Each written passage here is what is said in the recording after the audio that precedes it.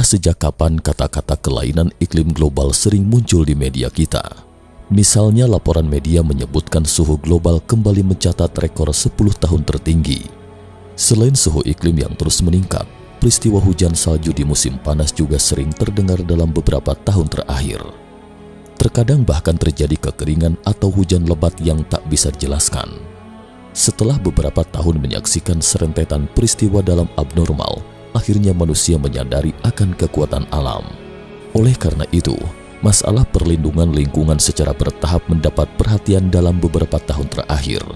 Namun pada saat inilah orang-orang menemukan bahwa kita mungkin juga telah memiliki teknologi memanipulasi cuaca, dan teknologi ini dapat ditelusuri kembali ke penemunya, Nikola Tesla. Kebetulan selama ini ada yang menyebarkan senjata cuaca yang ditemukan Tesla. Yang terpenting adalah orang-orang yang mendukung teori konspirasi ternyata menemukan buktinya. Teknologi ini mungkin telah berada di tangan beberapa kekuatan dunia. Mungkin teknologi manusia telah melampaui imajinasi kita. Hari ini akan dibedah sejenak bersama pemirsa tentang sebuah kekuatan yang berpotensi menghancurkan dunia, proyek HAARP. Untuk diketahui, HAARP High Frequency Active Aurora Research Program atau Program Penelitian Aurora Aktif Frekuensi Tinggi adalah program penelitian ionosfer yang didanai bersama-sama oleh Angkatan Udara Amerika Serikat, Angkatan Laut Amerika Serikat, Universitas Alaska, dan Defense Advanced Research Project Agency. Kisah Nikola Tesla. Suatu malam tahun 1898, tiba-tiba banyak mobil polisi dan ambulans melaju kencang di 48 Houston Street, New York. Ternyata di sini baru terjadi gempa besar. Penduduk sekitar dengan panik berlari ke jalan. Saat polisi dan petugas ambulans sedang berpatroli untuk mencari korban luka-luka, seorang pria parubaya memberitahu polisi dengan nada santai tidak perlu panik. "Saya tidak sengaja menyebabkan gempa bumi itu." Pria parubaya itu melanjutkan, "Saya sedang mempelajari eksperimen yang berkaitan dengan getaran, tapi saya tak menyangka percobaan saya itu justru menyebabkan gempa bumi secara tidak sengaja." Polisi yang mendengarnya pun terkejut seketika dan terperangah diam.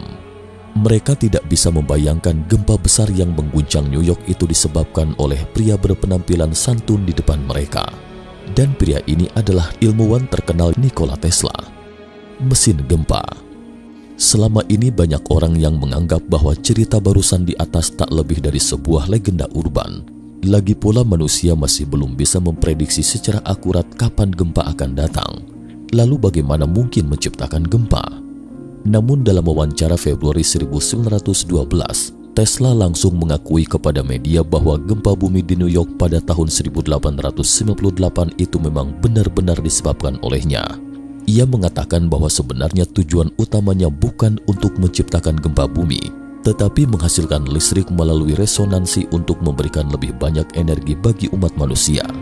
Hari itu seperti biasa Tesla berada di laboratoriumnya. Saat mesin mulai bekerja, benda-benda di laboratoriumnya tiba-tiba mulai bergetar perlahan. Dia menyesuaikan frekuensi dan berubah menjadi mesin besar dan mulai bergerak terus-menerus di depan matanya. Kemudian dia menyesuaikan frekuensi untuk ketiga kalinya. Tetapi tak disangka, penyesuaian frekuensinya kali ini justru membuat seisi rumah dan jalan-jalan di sekitarnya mulai bergemuruh keras. Dan tak lama kemudian dia mendengar sirine mobil polisi dan ambulans. Tahukah pemirsa, Tesla akhirnya mendaftarkan hak paten atas penemuan ini. Dia menamakan penemuan ini Reciprocating Engine atau motor bakar torak dengan nomor paten US 514169. Jadi Tesla memang benar-benar telah menciptakan mesin seismik gempa tersebut. Meskipun Tesla telah mendaftarkan paten khusus ini sejak tahun 1894, anehnya tidak ada seorang pun di bidang ini yang terus mempelajarinya secara mendalam. Atau dengan kata lain tidak ada seorang pun yang menelitinya secara aktual. Untuk diketahui, reciprocating engine atau piston engine, motor bakar torak adalah mesin yang memiliki sejumlah piston yang masing-masing piston bergerak ke atas dan ke bawah di dalam silinder, yang mana dihubungkan dengan crankshaft, poros engkol melalui connecting rod atau stang piston. Badai Sandy 2012. Pada 29 Oktober 2012, tepatnya seminggu sebelum pemilu Presiden Amerika Serikat, badai super bernama Sandy secara langka merangsak masuk dari New Jersey di pantai timur Amerika Serikat. Radius badai ini mencapai 160 km. Hampir semua kota besar di pesisir timur Amerika Serikat seperti Washington, Philadelphia, dan New York diselimuti badai ini. Badai ini memaksa lebih dari 1 juta penduduk mengungsi dari rumah mereka. 233 orang tewas dan kerugian ekonomi sebesar 75,1 miliar US dollar. Setelah badai Sandy berlalu, tiba-tiba ada yang menemukan banyak keganjilan dalam badai ini. Pertama, faktor terpenting pembentukan badai adalah diperlukan panas yang cukup untuk menghasilkan aliran udara dan membentuk konveksi. Namun waktu munculnya badai ini justru terjadi pada akhir Oktober. Perlu diketahui, sudut belahan bumi utara yang terpapar matahari telah berubah pada saat ini bulan Oktober. Begitu sudut itu berubah, akan sulit bagi air laut untuk mendapatkan panas yang cukup untuk menaikkan aliran udara, dan itu tidak akan menimbulkan siklon tropis. Tanpa siklon tropis, tidak akan terjadi badai sesudahnya. Selain itu, badai yang umumnya menerjang benua Amerika itu terutama terbentuk di Karibia dan kemudian mendarat di selatan Amerika Serikat. Nama badai Sandy justru langsung menghantam Kuba setelah terbentuk, hingga akhirnya mendarat di pantai timur Amerika Serikat. Ketika semua orang membahas berbagai keganjilan badai super ini, ada yang menemukan bahwa jalur pembentukan badai Sandy sama dengan jalur latihan badai di Amerika Serikat pada tahun 1997. Pemirsa, kalian tidak salah dengar, benar-benar sama persis. Yang lebih mengerikan adalah bukan hanya jalur yang sama. Dalam latihan ini mereka menyebut badai ini sebagai badai Sandy. Semua kebetulan di atas membuat kita bergidik mendengarnya. Bahkan setelah kejadian itu, ada yang mengatakan bahwa Amerika Serikat juga pernah mengadakan latihan Pentagon diserang. Kemudian hal itu benar-benar terjadi. Mungkinkah Amerika Serikat telah mengetahui suatu informasi ketika itu, mengetahui kemungkinan besar akan terjadi badai abnormal di masa depan? Atau mungkin badai Sandy kali ini sebenarnya adalah hasil ciptaan teknologi manusia? Di saat orang-orang membicarakan hal itu, Sandy mungkin adalah serangan cuaca dari negara lain. Tetapi ada yang menemukan bahwa Amerika Serikat ternyata memiliki laboratorium cuaca terbesar di dunia. Proyek HAARP. Kennegak, sebuah kota di wilayah Sensus Battle, Alaska, Amerika Serikat, adalah tempat yang jarang penduduknya. Pada 2010, populasi di seluruh kota itu hanya 218 orang. Namun tidak ada yang mengira Amerika Serikat ternyata membangun institut penelitian seluas 33 ekar di pangkalan angkatan udara di Kennegak. Mungkin pernah terlintas dalam benak Anda, Amerika Serikat sangat suka mempelajari hal-hal khusus di pangkalan angkatan udara. Misalnya Area 51 yang sering kita sebutkan sebelumnya adalah pangkalan angkatan udara yang dibangun di Nevada. Baiklah, kita kembali ke topik. Ada yang menghitung basis penelitian itu memiliki 33 ekar atau sekitar 133.546,80 meter persegi luasnya.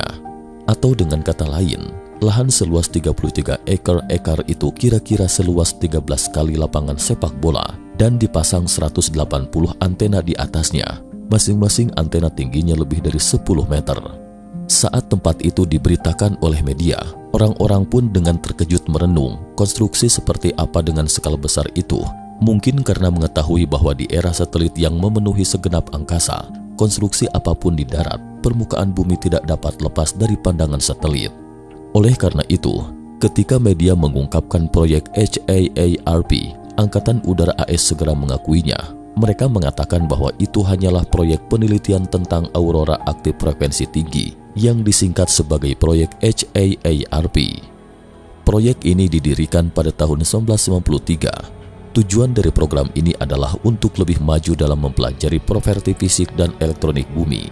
HAARP memancarkan gelombang elektromagnetik ke ionosfer di atmosfer melalui antena-antena di permukaan bumi dan mengamati perubahan ionosfer sekaligus memperbaiki lubang lapisan ozon dan masalah lainnya. Di atas adalah pernyataan resmi Angkatan Udara AS. Selanjutnya mari kita dengarkan pendapat lainnya. Lebih dari satu ilmuwan telah menentang proyek itu secara terbuka. Ada 360 generator di stasiun penelitian HAARP yang dapat menghasilkan daya 3,6 juta watt. Dayanya jauh lebih dari 72.000 kali dari kekuatan komersial terbesar di dunia. Dan menurut informasi yang diketahui wartawan, Angkatan Udara AS telah meningkatkan daya dari 3,6 juta watt menjadi 100 miliar watt dalam beberapa tahun terakhir. Para ahli menyebutkan bahwa menurut skala matriks logam di permukaan bumi, pemerintah AS dapat dengan mudah mengubah proyek HAARP menjadi mesin super geofisika. Melalui HAARP ini, mereka dapat mengganggu ionosfer bumi, medan elektromagnetik, medan gravitasi dan semacamnya, hingga menimbulkan bencana alam seperti banjir, kekeringan, dan gempa bumi. Bahkan ada yang menyebutkan bahwa program HAARP dapat mengendalikan otak manusia. Proyek pencucian otak. Pada tahun 2013, seorang reporter dari Internet Chronicle mendapatkan surat dari Edward Snowden, mantan pegawai CIA Amerika Serikat. Dalam surat tersebut, Snowden telah mengonfirmasi dan menyebarkan informasi proyek HAARP selama bertahun-tahun. Ternyata bukan hanya senjata yang dapat mengendalikan cuaca, tetapi juga dapat mengendalikan mental manusia. Menurut penuturan Snowden, ada sebuah perangkat yang dapat mengontrol pikiran jutaan orang dari jarak jauh di pangkalan Angkatan Udara Gakona di Alaska. Perangkat ini dapat memancarkan gelombang radio bertenaga super. Ketika frekuensi mencapai tingkat tertentu, ia dapat secara langsung memengaruhi batang otak manusia.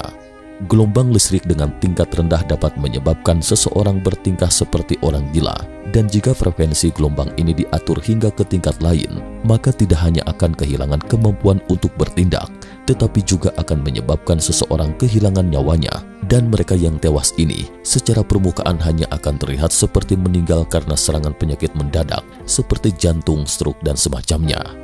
Saat Snowden membeberkan program mata-mata Prism Amerika di Hong Kong, dia pernah menata tata letak yang sederhana di kediamannya.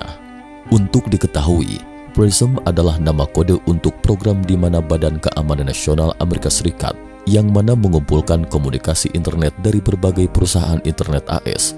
Program ini juga dikenal dengan SIGAD-US984XN. Hal itu dilakukan untuk menghalangi gelombang elektronik dari program HAARP. Belakangan karena Snowden menandatangani perjanjian keselamatan nyawanya dengan negara yang menyediakan suaka, Snowden kemudian tidak lagi menyinggung masalah itu. Sementara itu, surat yang dibocorkan Snowden kepada wartawan juga hilang tanpa jejak di internet. Selain Snowden, anggota Dewan Perwakilan Rakyat AS Joseph Begich juga secara pribadi mengonfirmasi bahwa program HAARP dapat membuat penduduk seluruh wilayah berhalusinasi secara massal atau perilaku histeris, gangguan mental yang merujuk pada gejala-gejala psikosomatik atau kemunculan gangguan-gangguan fisik yang disebabkan oleh psikologis. Pada tahun 2010, mendiang Presiden Venezuela Hugo Chavez juga mengatakan bahwa HAARP adalah sejenis senjata yang dapat menimbulkan banjir, kekeringan, dan badai. Presiden Venezuela baru saja selesai berbicara. Presiden Iran Mahmoud Ahmadinejad juga menggemakkan bahwa program HAARP menyebabkan hilangnya awan hujan di Iran, menyebabkan kekeringan dan secara tidak langsung menyebabkan banjir di Pakistan. Saat ini, terdapat total 5 lembaga penelitian seperti HAARP di dunia, di antaranya HAARP yang terbesar. Namun terpetik berita bahwa Amerika Serikat kini telah membangun lembaga penelitian meteorologi di Greenland yang ukurannya 3 kali lebih besar dari HAARP. Hal ini membuat orang bertanya-tanya, jika memang proyek HAARP itu hanya lembaga penelitian seperti yang dikatakan Amerika Serikat, tapi apakah perlu sebesar itu? Dan apa pendapat kalian? Dan apa pendapat Anda? Apakah percaya itu hanya sebuah lembaga penelitian atau apakah itu memang senjata yang mampu menghancurkan dunia seperti yang dikatakan dunia luar?